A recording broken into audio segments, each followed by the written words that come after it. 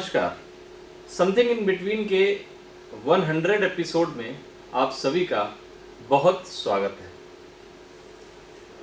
लोकतंत्र का सबसे महत्वपूर्ण पक्ष जनादेश है। जनादेश मतलब सरकार गठन के लिए जरूरी संख्या बल। अपने देश की लोकतांत्रिक व्यवस्था के तहत होने वाले चुनावों में जिस दल को 50% से अधिक सीटें मिलती हैं उसे सरकार बनाने का संवैधानिक हक हासिल है। किसी एक दल को जरूरी संख्या बल हासिल न होने या त्रिशंकु लोकसभा विधानसभा की स्थिति में कुछ दल मिलकर सरकार बनाते हैं। मतलब जिस प्रकार बहुमत हासिल कर सरकार बनाई जा सकती है उसी प्रकार कुछ दल आपस में मिलकर मिलीजुली सरकार बना सकते हैं। अपने देश की राजनीति में करीब 4 दशक तक बहुमत की सरकारों का जलवा रहा है। बीते सदी के 90 के दशक में मिलीजुली या गठबंधन सरकारों के दौर की शुरुआत हुई। गठबंधन सरकारों के दौर की शुरुआत से ही देश की लोकतांत्रिक व्यवस्था पर नए सिरे से बहस शुरू हुई। बहस इस बात पर कि देश के लिए बहुमत की सरकारें ठीक है या मिलीजुली या गठबंधन की सरकार है। मिलीजुली सरकारों के बारे में आम धारणा बना दी गई कि ऐसी सरकारें ठीक से ना तो देश चला सकती हैं और ना ही व्यवस्था। मिलीजुली सरकारों का अर्थ देश को गर्त में धकेलना है। यह भी कि मिलीजुली सरकारें भ्रष्टाचार की पर्याय होती हैं। मगर क्या वाकई ही ऐसा ही है? इस मामले में किसी निष्कर्ष पर पहुंचने के लिए हमें बहुमत की सरकारों और मिलीजुली सरकारों के कामकाज की ईमानदारी से तुलना करनी होगी। हमें दोनों ही तरह की सरकारों के उनके कार्यकालों के दौरान लोकतंत्र और संवैधानिक संस्थाओं की स्थिति, कामकाज के तरीके और उदारता के साथ जनहित के पैमाने पर किए गए कामकाज के पैमाने पर कसना होगा। संसदीय लोकतंत्र की बहाली के 2 दशक के बाद की स्थिति पर आप आकलन करेंगे तो आप पाएंगे कि इन सभी पैमानों पर मिलीजुली सरकारें बहुमत की सरकारों पर भारी पड़ी हैं।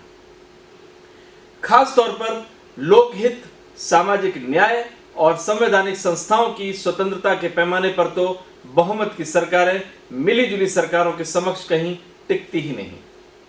यह भी सच है कि बहुमत की सरकारों में तानाशाही प्रवृत्तियां हावी होने लगती हैं। बहुमत की सरकार बनाम मिलीजुली सरकार पर हम चर्चा की शुरुआत बीती सदी के 70 के दशक से करते हैं। ये वही दशक है जब देश की राजनीति में इंदिरा गांधी की तूती बोलती थी। साल 1971 के युद्ध में विजय हासिल होने के बाद इंदिरा का कद देश की राजनीति में अचानक बहुत बड़ा हो गया।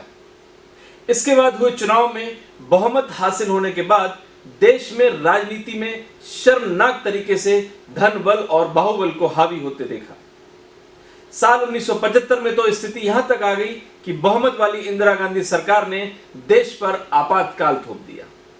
उस दौरान सुप्रीम कोर्ट सहित तमाम संवैधानिक संस्थाएं ध्वस्त होने की कगार पर पहुंच गई।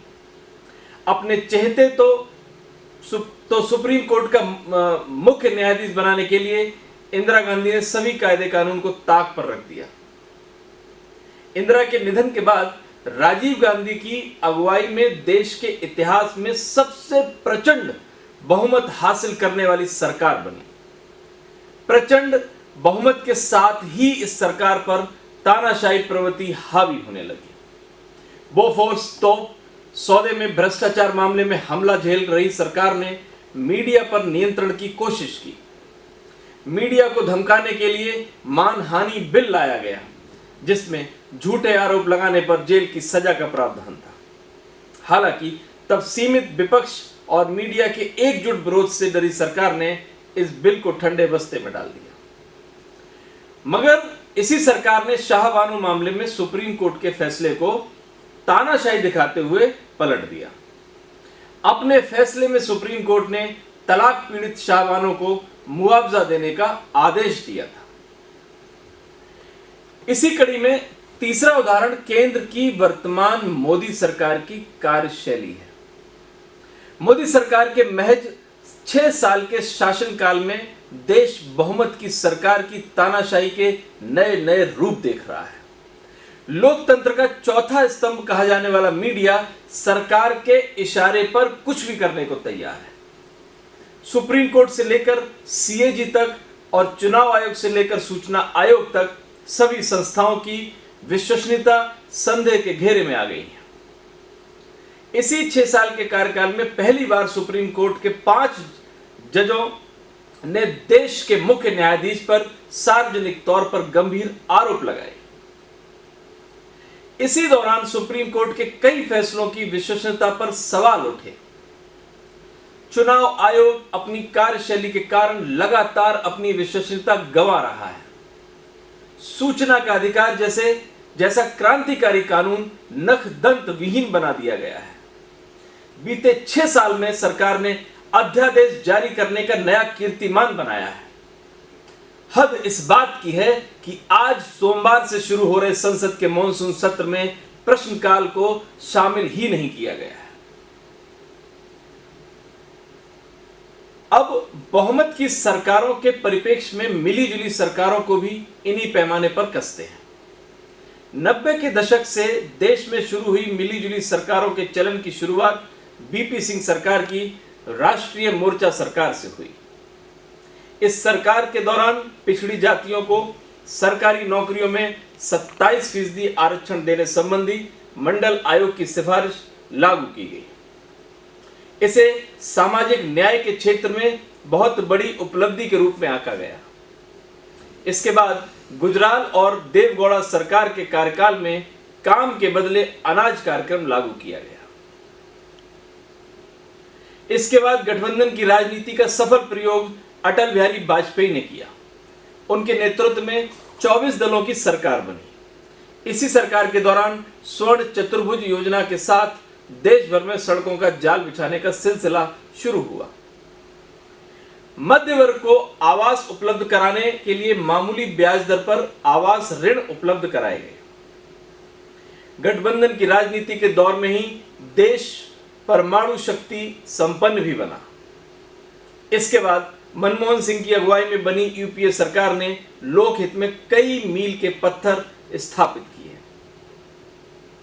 इसी सरकार के कार्यकाल में क्रांतिकारी सूचना का अधिकार कानून लागू हुआ। मनरेगा, जो कोरोना काल में करोड़ों लोगों को भुखमरी से बचाने का माध्यम बना है, वह भी इसी सरकार के कार्यकाल में लागू हुआ। इसके अलावा इसी गठबंधन सरकार में देश को शिक्षा और खाद्य का अधिकार भी हासिल हुआ। गठबंधन सरकारों के कार्यकाल में ना तो मीडिया पर नकेल डालने और ना ही संवैधानिक संस्थाओं पर दबाव डालने का कोई मामला सामने आया। इस कड़ी में वर्तमान की बहुमत की सरकार के कार्यकाल में कई जटिलताएं एक साथ खड़ी हो गई हैं। बहुमत की सरकारों के रहते तानाशाही और निरंकुश प्रवृत्तियों के खिलाफ सशक्त आवाज उभरती थी। आपातकाल के दौरान भी इंदिरा गांधी को तीखे विरोध का सामना करना पड़ा था। इसी विरोध के कारण 3 साल बाद इंदिरा चुनाव कराने और सत्ता से बेदखल होने पर मजबूर हुई। राजीव गांधी को मानहानि बिल वापस लेना पड़ा। मगर इस दौर की जटिलताएं ज्यादा गहरी हैं। मीडिया ने न सिर्फ सरकार के समक्ष हथियार डाल दिए, बल्कि सरकार के एजेंडे और इशारे पर काम कर रहा है।